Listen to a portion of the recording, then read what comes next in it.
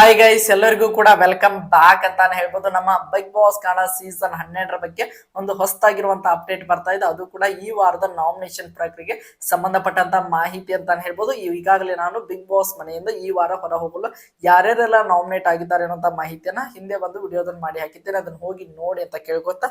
ಹಾಗಾದ್ರೆ ಈ ವಾರದಲ್ಲಿ ಬಿಗ್ ಬಾಸ್ ಮನೆಯಿಂದ ಈ ವಾರದಲ್ಲಿ ಸೇವ್ ಆಗಿರುವಂತಹ ಅಂದ್ರೆ ನಾಮಿನೇಷನ್ ಪ್ರಕ್ರಿಯೆಯಿಂದ ಸೇವ್ ಆಗೋದರ ಮೂಲಕ ಈ ವಾರ ಯಾರು ಕೂಡ ಒಂದು ರೀತಿಯಾಗಿ ನಾಮಿನೇಟ್ ಆಗದೆ ಉಳಿದಿರುವಂತಹ ಸ್ಪರ್ಧಿಗಳು ಯಾರು ಅನ್ನುವಂತ ಒಂದು ವಿಚಾರವನ್ನ ಒಂದು ವಿಡಿಯೋದಲ್ಲಿ ನೋಡ್ತಾ ಹೋಗೋಣ. ಅದಕ್ಕೋಸ್ಕರ ನೀವೇನು ನಮ್ಮ ಚಾನಲ್ಗೆ ಸಬ್ಸ್ಕ್ರೈಬ್ ಮಾಡ್ಕೊಂಡಿಲ್ಲ ಅಂದ್ರೆ ಎಲ್ಲರೂ ಕೂಡ ಚಾನಲ್ಗೆ ದಯವಿಟ್ಟು ಸಬ್ಸ್ಕ್ರೈಬ್ ಮಾಡ್ಕೊಂಡು ಸಪೋರ್ಟ್ ಮಾಡ್ತಾನೆ. ಯಾವುದೇ ಕಾರಣಕ್ಕೂ ಮರೆಯಲಿಕ್ಕೆ ಹೋಗಬೇಡಿ. ಬನ್ನಿ ವಿಡಿಯೋನ ಶುರು ಮಾಡೋಣ. ಒಟ್ಟಾರೆಯಾಗಿ ನಿಮಗೆಲ್ಲರಿಗೂ ಕೂಡ ಗೊತ್ತಿರೋ ಹಾಗೆ ಬಿಗ್ ಬಾಸ್ ಮನೆಯಲ್ಲಿ ಸದ್ಯ 13 ಜನ ಕಂಟೆಸ್ಟೆಂಟ್ಗಳು ಇದ್ದಾರೆ ಅಂತ ಹೇಳ್ಬೋದು. ಅದರಲ್ಲಿ ನಿಮಗೆ ಈಗಾಗಲೇ ನಾನು 8 ಜನ ಯಾರ್ಯಾರೆಲ್ಲ ನಾಮಿನೇಟ್ ಆಗಿದ್ದಾರೆ ಅನ್ನುವಂತ ಮಾಹಿತಿಯನ್ನ ತಿಳಿಸಿದ್ದೇನೆ. ಹಾಗಾದ್ರೆ ಈ ಒಂದು ವಿಡಿಯೋದಲ್ಲಿ ಈ ವಾರ ಬಿಗ್ ಬಾಸ್ ಮನೆಯಿಂದ ಈ ವಾರದ ನಾಮಿನೇಷನ್ ಪ್ರಕ್ರಿಯೆಯಿಂದ ಸೇವ್ ಆಗಿರುವಂತಹ ಸ್ಪರ್ಧಿಗಳ ಸಂಖ್ಯೆ 5 ಅಂತಾನೆ ಹೇಳ್ಬೋದು. 5 ಜನ ಈ ವಾರದ ನಾಮಿನೇಷನ್ ಪ್ರಕ್ರಿಯೆಯಿಂದ ಸೇವ್ ಆಗಿದ್ದಾರೆ. ಹಾಗಾದ್ರೆ ಯಾವೆಲ್ಲ ಆ 5 ಜನ ಸ್ಪರ್ಧಿಗಳು ಸೇವ್ ಆಗಿದ್ದಾರೆ ಅನ್ನುವಂತ ಮಾಹಿತಿಯನ್ನ ಈ ಒಂದು ವಿಡಿಯೋದಲ್ಲಿ ನೋಡ್ತಾ ಹೋಗೋದಾದ್ರೆ, ಮೊದಲನೇದಾಗಿ ಈ ವಾರದ ನಾಮಿನೇಷನ್ ಪ್ರಕ್ರಿಯೆಯಿಂದ ಸೇವ್ ಆಗಿರುವಂತಹ ಸ್ಪರ್ಧಿ ನಮ್ಮ ರಾಶಿಕಾ ಶೆಟ್ಟಿ ಅಂತಾನೆ ಹೇಳ್ಬೋದು.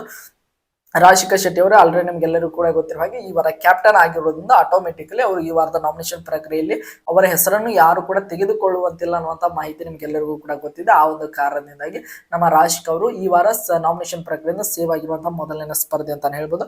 ಇನ್ನು ಎರಡನೇದಾಗಿ ಈ ವಾರದ ನಾಮಿನೇಷನ್ ಪ್ರಕ್ರಿಯೆಯಿಂದ ಸೇವ್ ಆಗಿರುವಂತಹ ಸ್ಪರ್ಧಿ ನಮ್ಮ ಕಾವ್ಯ ಶೈವ ಅಂತಾನೆ ಹೇಳ್ಬೋದು. ಕಾವ್ಯ ಅವರು ಕೂಡ ಈ ವಾರದ ನಾಮಿನೇಷನ್ ಪ್ರಕ್ರಿಯೆಯಿಂದ ಸೇವ್ ಆಗಿರುವಂತಹ ಎರಡನೆಯ ಸ್ಪರ್ಧಿ ಅಂತಾನೆ ಹೇಳ್ಬೋದು. ಇವರು ಕೂಡ ಎರಡನೇದಾಗಿ ಸೇವ್ ಆಗಿದ್ದಾರೆ.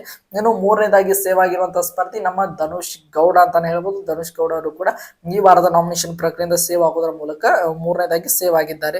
ಇನ್ನು ನಾಲ್ಕನೇದಾಗಿ ಸೇವ್ ಆಗಿರುವಂತಹ ಸ್ಪರ್ಧಿ ನಮ್ಮ ರಕ್ಷಿತಾ ಶೆಟ್ಟಿ ಅಂತಾನೆ ಹೇಳ್ಬೋದು.